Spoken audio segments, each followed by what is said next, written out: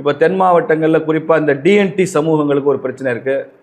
அவங்க ஒற்றை சான்றிதழ் கேட்குறாங்க, நாங்கள் டிஎன்டின்னு சொல்லணும்னு கேட்குறாங்க.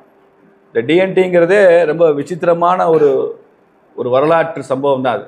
ஏன்னா பிரிட்டிஷ் காலத்தில் தான் இந்த டிஎன்டி வந்தது, டீநோட்டிஃபைட் ட்ரைப்ஸ் அப்படின்னு உருவாக்கணும். எல்லாத்தையும் போர் சமுதாயங்களே, ஆயுதம் தாங்கிய சமுதாயங்களை எல்லாம் குற்றப்பரம்பரைலாம் அறிவித்து எவ்வளோ பெரிய கொடுமை செஞ்சாங்கன்னு தெரியும். இந்த டிஎன்டின்னு அறிவிக்கப்பட்டதே நீதி கட்சி ஆட்சியில் தான். சமூக நீதி பேசுகிறாங்க திமுக, ஆனால் நீதி கட்சி ஆட்சியில் தான் குற்றப்பரம்பரை சட்டம் வந்தது. பின்னால் அதை காங்கிரஸ் ஆட்சியில் சுதந்திரம் அடைந்ததுக்கப்புறம் அதை எடுத்து விட்டாங்க. இப்போ நிறைய வட இந்திய மாநிலங்களை நம்ம பார்க்குறோம். டிஎன்டி கமிஷன் நரேந்திர மோடி அவர்கள் மத்திய கமிஷன் அமைத்த பிறகு இந்த டிஎன்டி சமூகங்கள் எல்லாம் இங்கே நிறைய பலன் பெறாங்க.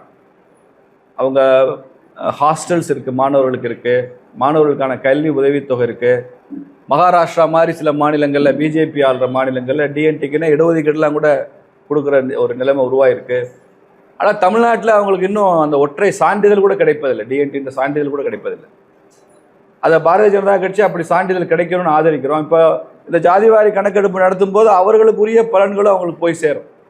அவங்களுக்கு என்ன விதமான உதவிகள் போய் சேரணும், பொருளாதாரத்தில், இடஒதுக்கீட்டில், அந்த சமூக நீதியும் அவங்களுக்கு போய் சேரும். அதனால் எல்லா வகையிலும் இது முழுமையடையும். கிஷன் ரெட்டி அவர்கள் அறிவிச்சிருக்கிறாரு, அடுத்த வருஷம் அந்த மக்கள் தொகை கணக்கெடுப்பு ஆரம்பிக்கப்படும். அப்படி ஆரம்பித்து நடத்தி இது முழுமையடைய 1 வருஷம் 1.5 வருஷம் ஆகும். அதனால் ஒரு நல்ல விஷயம் நடந்திருக்கு.